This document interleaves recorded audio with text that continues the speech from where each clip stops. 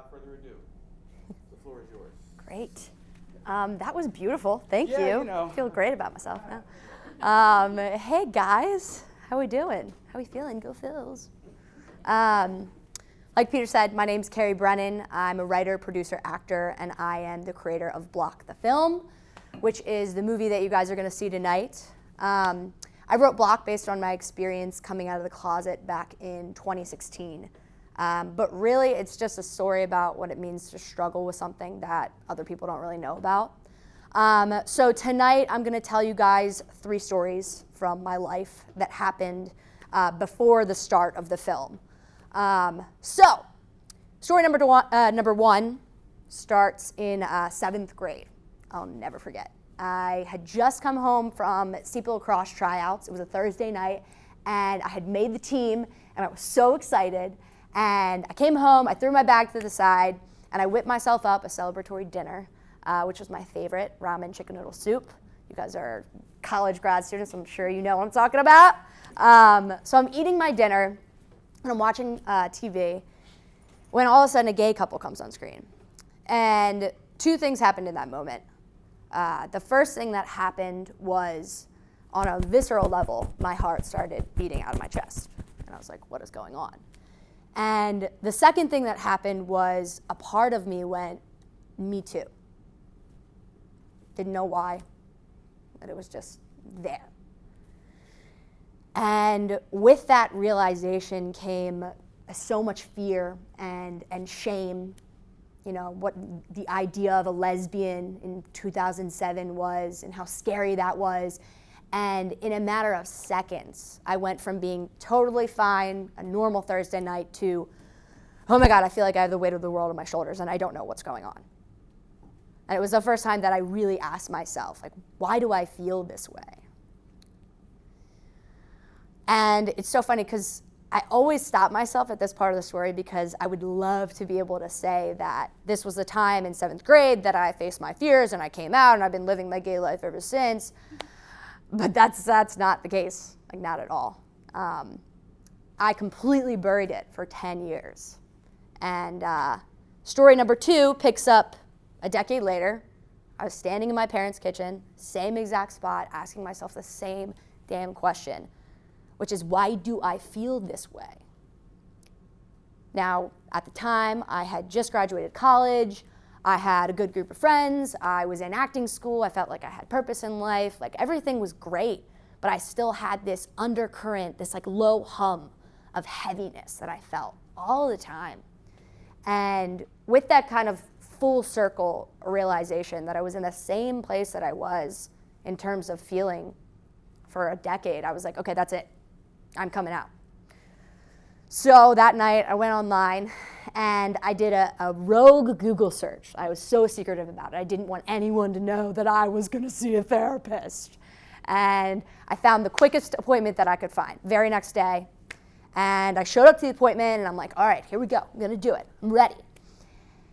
And the appointment was awful. It was absolutely terrible. I mean, what the hell is that? I'm sorry.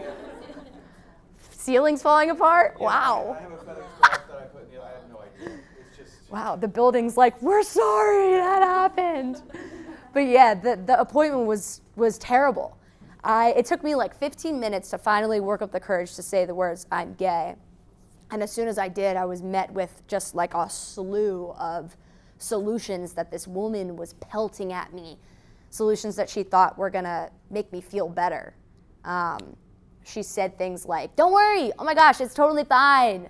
Nobody cares about being gay anymore. Like, it's 2016, Obama's president. Like, no one really cares, right? And I was like, no. And then she said, why don't we try exposure therapy? Jump up and down 10 times and say, I'm gay. Maybe that'll make you feel better. And by halfway through the session, I had just completely blacked out. After the session, I went to get Chipotle with one of my friends, and we're standing in line, and she's like, so how was your day? And I was like, good. Yeah, it was good. It was a good, normal day. And my head was spinning. 15 minutes prior, I had just had one of the most traumatic experiences of my life. I came out. And yet here I am, standing in Chipotle line on Turner Lane, holding a burrito, telling my best friend that my day was good. Like, something had to change, right? And it also just, if you leave with nothing else today, it just like goes to show you the importance of talking, of creating the spaces to be able to talk with people, your friends, your family, about what's actually going on, you know? Because she was my best friend. I did end up coming out to her later, and she was so supportive, but it's that fear, you know? Story number 3 picks up a week later. I finally decided I was gonna do a more refined Google search. And that's when I found Dr. Sharon Kelly. I love this woman so much. Her therapist's office was, ironically enough, located like on Gay Street. So I was like, okay, my life is already a lame sitcom, so we might as well just keep the ball rolling. And I booked an appointment with her. And I don't remember a lot about the first few sessions with her. And I think that was probably because she didn't really talk much. She just listened. She just shut up and listened. And that was exactly what I needed. And it wasn't until about like the 4th or the 5th session when things really started to click for me. I'd come in, top of the session, she asked the same thing every time, how are you doing? And I was like, oh yeah, you know, I'm doing fine. I feel like I have a 30-pound cinder block sitting on my chest at all hours of the day because I'm trying to hold in this secret, but besides that, I'm doing great. She's like, okay, tell me about that. And I started to like work myself up into a tizzy, just who I had told that I was gay, who I hadn't yet, who knew, who didn't, what blabbermouth was saying this to this, what people were saying. And she stopped me dead in my tracks.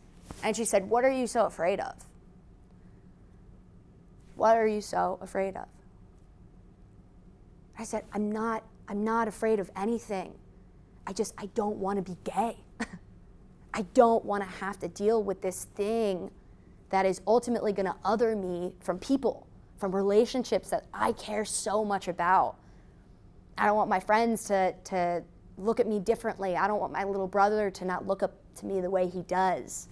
I just don't want my relationships to change over something that I don't even want. And because she had listened to me, because she had taken the time to just sit and be with me during those first few sessions, she was able to say 3 of the most impactful words that she probably could have said at that moment in response to my biggest fears. She said, that might happen. She said, that might happen.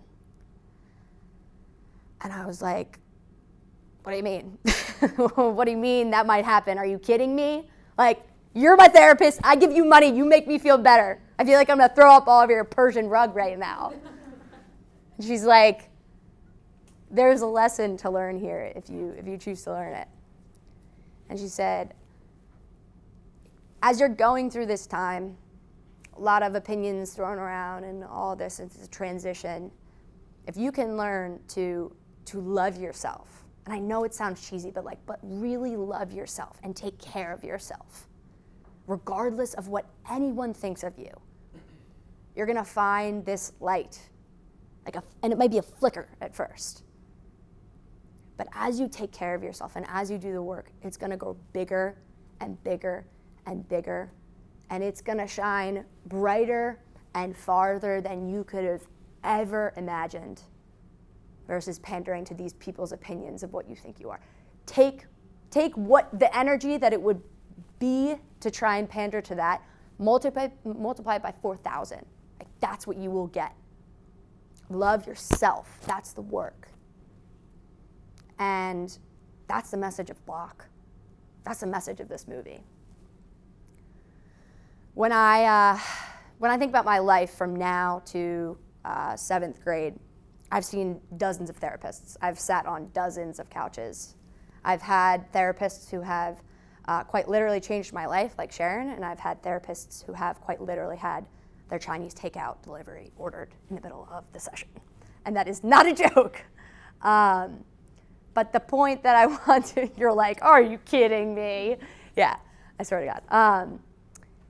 But the point here is that, holy shit, guys, like, what an amazing calling that you have, or that you might, a job that you might have one day, to be able to walk people through some of the darkest times in their lives with the idea that it gets better on the other side, or they get to a place where they never thought they could because you guys were there with them.